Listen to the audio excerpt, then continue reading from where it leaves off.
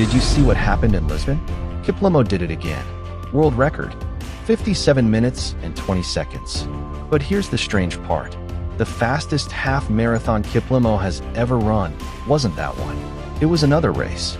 Even faster, even more brutal, even wilder. And yet, it doesn't count as a record. So what really happened that day in Barcelona? How can a race be faster and still not be written into history? When you compare Lisbon with Barcelona, you discover something almost nobody is explaining. Two races, two unbelievable times, but only one could enter the record books. The story starts in Barcelona, because before Lisbon, something extraordinary had already happened.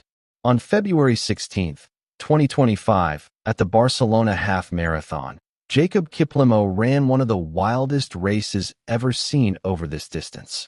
Conditions were almost perfect. Cool temperature, almost no wind, a fast course through the center of the city.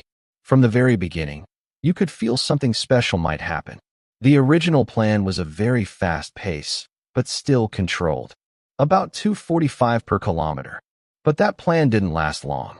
Barely 8 minutes after the start, Kiplimo was already at the front. And when a runner of that level decides to move to the front that early, it usually means one thing. He's not racing the competitors. He's racing the clock. The first checkpoint came at 5 kilometers, 13 minutes and 34 seconds. Already brutal for a half marathon. But what came next was even stronger. At 10 kilometers, the clock read 26 minutes 46 seconds. By that point, it was clear the race was heading somewhere historic. But the wildest moment came in the next segment. From kilometer 10 to 15, Kiplimo didn't slow down. He made the pace even more aggressive. He passed 15 kilometers in 40 minutes 7 seconds. At that moment, there was no race anymore. No rivals nearby. No tactics. Just one man running faster and faster against the clock. When a runner enters that state, it's like switching modes. The final kilometers weren't suffering. They were confirmation. Kiplimo crossed the finish line in 56 minutes and 42 seconds. A half marathon under 57 minutes. A mark that looked like it came from another planet. To understand what that means, the average pace was about 2:41 per kilometer for more than 21 kilometers. That's faster than many runners can hold for a short interval. For a few hours, the feeling was clear. The running world had just witnessed one of the greatest performances in half marathon history. But then a small detail appeared. A detail that would ultimately keep that race out of the official record books. In athletics, the rules are strict. Not only the time matters. How the time is achieved matters too. And in Barcelona, an unexpected controversy appeared. During several parts of the race, Kiplimo ran very close to the lead car guiding the course. That vehicle was part of the organization. It carried the official clock, cameras, and guided the route. But there's a problem. When an athlete runs too close behind a vehicle, something called drafting can occur. The car breaks the air resistance, making it slightly easier for the runner behind. It's not a massive advantage, but at such extreme speeds, even a tiny benefit matters. The rules in athletics are clear. A record is only valid if the athlete runs without external assistance that could improve performance. That includes pacing by non-competitors, and situations like being shielded behind a vehicle. And that's where the debate began.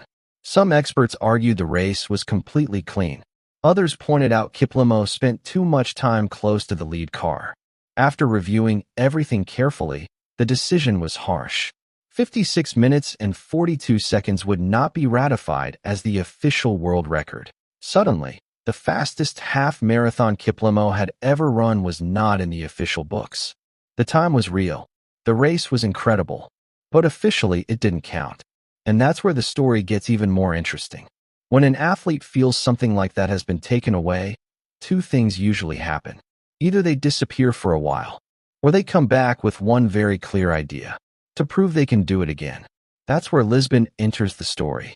Just weeks after Barcelona's mark was invalidated, Kiplimo stepped on another start line with a clear objective. This time it wasn't only about running fast. It was about doing it in a way nobody could question. The Lisbon Half Marathon is known as one of the fastest courses in the world. A mostly flat route near the ocean, with long stretches where it's easy to maintain rhythm. Many great performances have happened here, but this time the context was different. In Barcelona, the race had broken apart very early. Kiplimo ran almost alone the entire way. In Lisbon, it was different. During the first half, there was a small group at the front. That changes everything. When several runners share the pace, effort is distributed. Wind resistance is shared. The race becomes more tactical. The first key split came at 5 kilometers. 13:28. Very fast, but still controlled. At 10 kilometers, the clock showed 27 minutes and 0 seconds. There were still several runners together. The race wasn't broken yet. That's a good sign for a record attempt. Because when a record appears in the second half of a half marathon, it usually means the rhythm was built properly from the start. The key moment arrived at kilometer 15. 40 minutes, 52 seconds. Kiplimo looked around and changed the pace. That was the decisive moment. The group started to break. One by one, rivals dropped off. Kiplimo was alone again. But this time the situation was different from Barcelona. No controversy. No car nearby. Nothing to question the performance. Only one thing remained. The clock. The final kilometers became a direct fight against time. Every step carried the same question. Will he make it? Will he fall short by seconds? Or will he do it again? When he crossed the line, the clock showed 57 minutes and 20 seconds. A brutal time. Not as fast as Barcelona, but fast enough.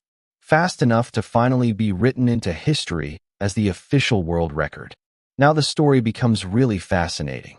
Because when you put the two races side by side, you notice something very few people explain properly. Kiplimo's fastest half marathon is not his official record. Barcelona, 56 minutes 42 seconds. Lisbon, 57 minutes 20 seconds. Barcelona was 38 seconds faster. 38 seconds in a half marathon is enormous. Look at the pace difference. Barcelona, 2:41/km. Barcelona, 2 minutes 41 seconds per kilometer. Lisbon, 2 minutes 43 seconds per kilometer. Almost 2 seconds slower per kilometer. But here's the key point. Barcelona was a completely unleashed race. Kiplimo ran alone very early. The pace was savage from the first half. Lisbon was different. There was a pack for many kilometers. The rhythm built gradually. The race was decided much later. Barcelona was a full attack from early on. Lisbon was a race constructed patiently until the decisive moment. And when you compare them, a curious conclusion appears. Barcelona was the fastest race. Lisbon was the smartest race. But there's an even more important difference. The difference that explains why one is in the official history and the other isn't. The real difference wasn't just the time. It was how each race was run. In Barcelona, Kiplimo took control almost immediately. Within minutes, he was already leading. That turned the half marathon into something rare. A 21-kilometer time trial.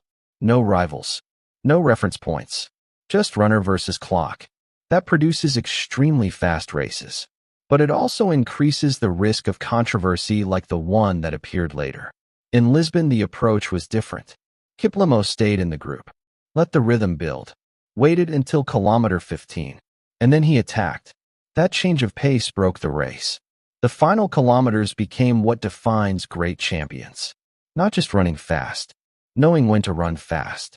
That's why Lisbon mattered so much. It wasn't just a fast time. It was a race without doubts. Without controversy. Without debate. Just an athlete proving he could make history again. And now a new question appears in the running world. If Kiplimo has already run 56 minutes and 42 seconds once, and now holds the official record with 57 minutes 20 seconds, how fast can he really run the half marathon? And this is where the story becomes truly fascinating. Because when you look at both races together, one powerful idea appears. The fastest half marathon Kiplimo has ever run is not his official record. Barcelona was faster, more aggressive, more savage. But Lisbon is the one written into history. That says a lot about how elite sport works. Being the fastest isn't enough. You also have to do it the right way. And Kiplimo did exactly that. In Barcelona, he showed how far his body can go. In Lisbon, he showed something just as important. he can do it again, with the entire world watching. That's what separates great runners. Not just reaching the limit once, but proving they can reach it again. And now a new question is circulating in the running world. If Kiplimo has already run 56 minutes 42 seconds, and now owns the official record at 57 minutes 20 seconds, what happens the day everything aligns perfectly again? Because then we might see something that once seemed impossible. A half marathon under 56 minutes. Now I want to hear your opinion.